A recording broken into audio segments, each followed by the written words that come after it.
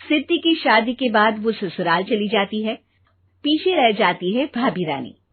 सिद्धि के ससुराल जाते ही भाभी कहती है, अरे वाह जी वाह, सारे कपड़े मेरे। हाय रे पैंट, अरे वाह वाह, मजा आ जाएगा। अरे ये सिद्धि की अलमारी के सामने खड़े होकर क्या बड़बड़ा रही है? जा जाकर देख मेहमानों को विदाई की मिठाई मिली कि नहीं।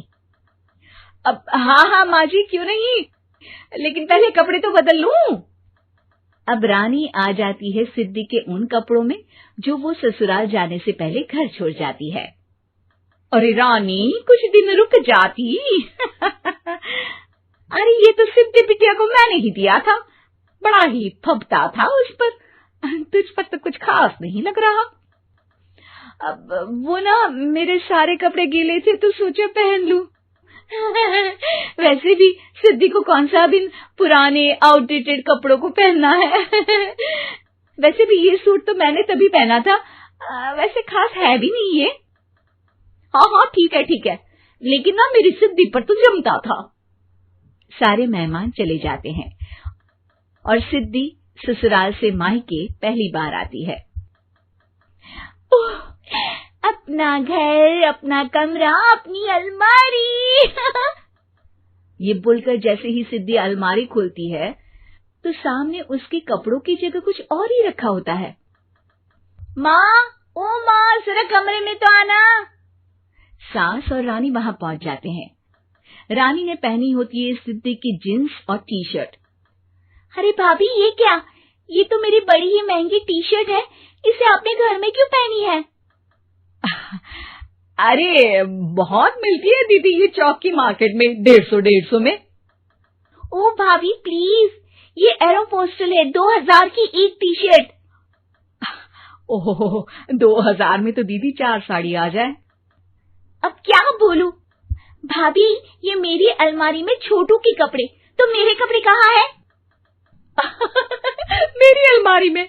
अब दीदी आपको कौन से पुराने कपड़े पहनने थे? माना भाभी, लेकिन मैं जब घर आती तो यही सब पहनती ना। अरे तुम तो बड़ी कंजूस हो दीदी। खैर, वक्त आता है जब सिद्धि ससुराल के लिए रवाना हो रही होती है। अरे रानी, अंदर से सिद्धि का गिफ्ट ले आ, लड़की पहली बार ससुराल से मायके आई है। रानी अंदर जाती है और एक सिंपल सी साड़ी लेकर बाहर आ जाती है। ये लीजिए माँ जी। सास बेटी को गिफ्ट देकर ससुराल भेजती है। अगले दिन रानी एक सुंदर सी साड़ी पहनकर सामने आती है। अरे रानी, ये तो वो साड़ी है जो मैंने सिद्धि को देने के लिए दी थी जब वो ससुराल ले जाती, लेकिन ये तूने कैसे पहन ली? अरे माँ जी, ये साड़ी तो मुझे बहुत पहले से ही पसंद थी, लेकिन चिंता ना करिए, मैंने सिद्धि के लिए भी अच्छी सी साड़ी दी है। हाँ। तभी सिद्धि का फोन आता है। क्या माँ, कुछ अच्छा तो दिया होता ससुराल ले जाने के लिए। अरे पहले दिखा दिया होता। ये चमकते हुए पैकेट में नौकरानी वाली साड़ी मत दिया करो माँ। अरे बेटे, वो तेरी भाभी ने ना गलती से उससे पैकेट बदल गया। हाँ, मैं कल ही तेरे भाई के हाथ से तेरा वाला पैकेट भेज दूंगी। अरे रहने दो माँ, आई एम श्योर भाभी ने अभी वही साड़ी पहनी होगी जो तुमने मेरे लिए रखी थी। तुम तो समझ नहीं पाई उनको। खैर छोड़ो, मैं ज्यादा बोलती अच्छी नहीं लगती, रहने दो, आपको उन्हीं के साथ रहना है, फिर बात करेंगे। सास को रानी पर गुस्सा आ जाता है। वो उसके कमरे में जाती है जहाँ वो शादी का एल्बम देख रही होती है। रानी, मार्केट जाकर एक ऐसी ही साड़ी लेकर आ, कल प्रतीक जाकर सिद्धि के घर दे आएगा। अरे क्यों माँ जी, कितनी साड़ी देनी है दीदी को? यहाँ कोई सेल लगी है क्या? अरे चुप कर, मेरे बेटी के हिस्से की साड़ी खुद पहन ली, अब ज्यादा ज्ञान बांट रही है। एक दिन सिद्धि का फोन आता है। माँ, मेरी सास ने आप सबको खाने पर बुलाया है। सारे लोग सिद्धि के ससुराल पहुँचते हैं। खाना खाकर वो लोग निकल रहे होते हैं कि सिद्धि की सास सभी को गिफ्ट देती है। अरे बहन जी, बेटी के घर का खाना खा लिया, यही बहुत है जो आप ऊपर से गिफ्ट भी दे रही है। अरे बहन जी, आप भी कहाँ इन बातों पर विश्वास कर रही हैं। सास सभी को गिफ्ट देती है, लेकिन रानी को जो साड़ी देती है वो अजीब सी हरे रंग की लाल रंग के बड़ी छाप वाली होती है। अरे छी छी, ये कौन पहनेगा? सासू माँ को तो जरी वाली इतनी सुंदर, और मेरे लिए ये नौकरानी वाली। अरे भाभी, दरअसल मैं जब भी घर आती थी आप वापसी में ऐसी ही साड़ी देती थी ना, तो माँ ने सोचा कि आपको आपकी पसंद की ही साड़ी क्यों ना दी जाए। बेचारी रानी, बोलती भी तो क्या। सिद्धि और सास रानी का चेहरा देखकर हंसने लगती है, तो रानी समझ जाती है कि अपने ही बिछाए जाल में वो फंस चुकी है। लॉकडाउन से पहले गीता के घर का नजारा कुछ ऐसा था कि रोहन ऑफिस जाता था और शिविन स्कूल। जिनके घर से जाने के बाद गीता काम खत्म करके बाकी समय आराम करती थी। लेकिन लॉकडाउन के बाद ऑफिस और स्कूल घर में ही खुल गए, और इससे गीता का हाल वो तो आपको देखने में ही मजा आएगा। शिविन, ओ शिविन, महाराज उठने के लिए क्या 21 तोपों की सलामी लेंगे? अरे बिस्तर से बाहर निकल, ऑनलाइन क्लास स्टार्ट होने वाली है। अरे तुम भी हद करती हो, स्पीकर की तरह चिल्लाने की क्या जरूरत है? दिख नहीं रहा मेरी कॉन्फ्रेंस चल रही है। अब कैमरा और स्पीकर ऑन कर रहा हूं, मुझे कोई शोर नहीं चाहिए। इस पर जैसे ही रोहन लैपटॉप का कैमरा और स्पीकर ऑन करता है, तभी कुकर की सीटी बजती है। करा लो अब इसे चुप। लॉकडाउन नहीं हुआ, मेरी मौत का फरमान जारी हो गया। दोनों बाप बेटे ने नाक में दम किया हुआ है। ऐसा बोलकर गीता वहां से शिविन के कमरे में पहुंच जाती है, जहां शिविन अभी भी सो रहा होता है।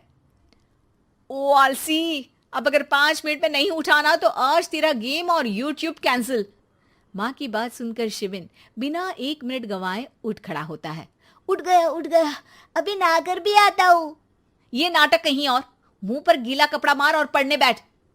शिविन की ऑनलाइन क्लास स्टार्ट हो जाती है, जिस पर गीता उसे वहां बिठाकर रसोई में चली जाती है। थोड़ी देर में उसे कमरे से कुछ आवाज सुनाई देती है, जिसे सुनकर वो कमरे में वापस आती है। हाय राम, तुझे क्लास अटेंड करने के लिए बोला था, कैमरा ऑफ करके बिस्तर पर नाचने के लिए नहीं बोला था। मम्मी, मुझे कुछ समझ नहीं आ रहा, आप बाद में पढ़ा देना ना, वैसे भी अटेंडेंस तो लगी गई है। हाँ हाँ बेटा, जरूर बन जा, तू अभी से हम सबका बाप बन जा। अरे नहीं मतलब कहाँ से लाते हो इतना दिमाग, और पढ़ाई करते हुए ये चला कहाँ जाता है? नाइस क्वेश्चन, दिमाग से पूछकर बता दूंगा। शिविन की बातों से परेशान होकर गीता उसे मारने के लिए जैसे ही आगे बढ़ती है, तभी वो कमरे से बाहर भाग जाता है। अब शिविन आगे आगे और गीता हाथ में चप्पल पकड़े उसके पीछे पीछे पूरे घर में दोनों घूम रहे होते हैं। इसी बीच वो रोहन के पास पहुंच जाता है और शिविन को मारने वाली चप्पल रोहन के लैपटॉप पर जाकर गिरती है। ओए माँ! मम्मी, अब पापा को चप्पल मार रही हो? वो आज तक के रिपोर्टर, चुपचाप जाकर क्लास अटेंड कर ले, नहीं तो अगली तेरे पीछे लगेगी।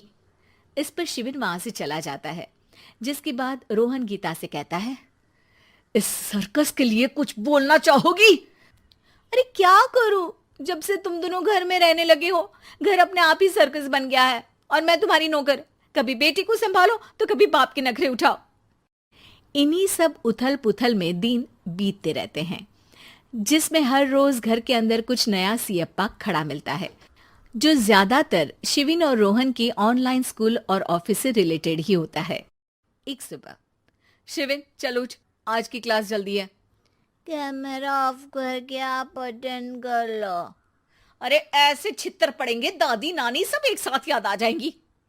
गीता की लाख मशक्कतों के बाद क्लास तो खत्म हो जाती है, लेकिन उसके बाद शिविन फोन इस्तेमाल करते हुए इंस्टाग्राम रील बनाने लगता है। रसोड़े में कौन था? तुम थी, मैं थी, कौन था? कौन था? हाँ, मैं गरीब हूँ। अरे ओ गरीब के बेटे, आजा, मैं बनाती हूँ तुझे गरीब। मैं बताती हूँ रसोड़े में कौन था। पढ़ाई करने बोलो तो इनकी माँ मर जाती है, और ये पागलपंतियां जितनी मर्जी करा लो। गीता शिविन को डांट रही होती है, तभी रोहन बीच में बोल पड़ता है, अरे बच्चा ही तो है, इतना गुस्सा क्यों कर रही हो? बेटे का साथ देने की इसी एक कोशिश में अब शिविन के साथ साथ रोहन भी गीता के गुस्से की सूली पर चढ़ जाता है। अगर बेटे पर इतना ही प्यार आ रहा है तो इसे क्लास अटेंड क्यों नहीं कराते? इसका होमवर्क क्यों नहीं कराते? उस समय तो बहुत जल्दी मीटिंग आ जाती है। वो काम मैं करूं और यहाँ इस बेफिजूली की चीज में तरफदारी करके बन जाओ महान। हे भगवान, कोई तो इनके ऑफिस और स्कूल खुलवाओ, मैं इन्हें और घर में नहीं सह सकती। अरे कुछ और मांग लेती, क्योंकि तुम्हारी ये विश इस साल तो पूरी होने से रही, कोरोना। हाय, नास पीटे ने जिंदगी ही बर्बाद कर दी। खाए कोई पचाए कोई, कल मुझे चुन चुन कर सबको मेरी बद्दुआ लगेगी। उन्होंने दुनिया का और इन बाप बेटे दोनों ने मेरा जीना मुश्किल कर दिया। गीता वहां से चली जाती है, जिसके बाद रोहन शिविन से कहता है, अरे तुम्हारी मम्मी इतनी भड़की हुई क्यों है? आपकी वजह से पूरा समय घर में रहते हो और उस पर कोई काम कराने की जगह बस ऑर्डर देते रहते हो। अच्छा बेटे, सारा इल्जाम मुझ पर? पूरा दिन तो वो तुम पर ही चिल्लाती है। हाँ, मतलब दोनों का 50-50 है, कुछ करना पड़ेगा। वो कहते ना, make the best out of worst. I have an idea. वैसे तुम्हारी माँ सही कहती है, बहुत जुबान चलाने लगे हो, कम बोला करो। अगली सुबह रोहन और शिविन अपनी गलती को सुधारने के लिए गीता के उठने से पहले घर का आधा काम खत्म कर देते हैं, जिसे देखकर गीता खुश हो जाती है और फिर बाकी बचा काम वो तीनों मिलकर पूरा कर लेते हैं। जिसके बाद अब वो सब मिल बांट कर हर काम में एक दूसरे की मदद करते हुए लॉकडाउन का मजा लेने लगते हैं।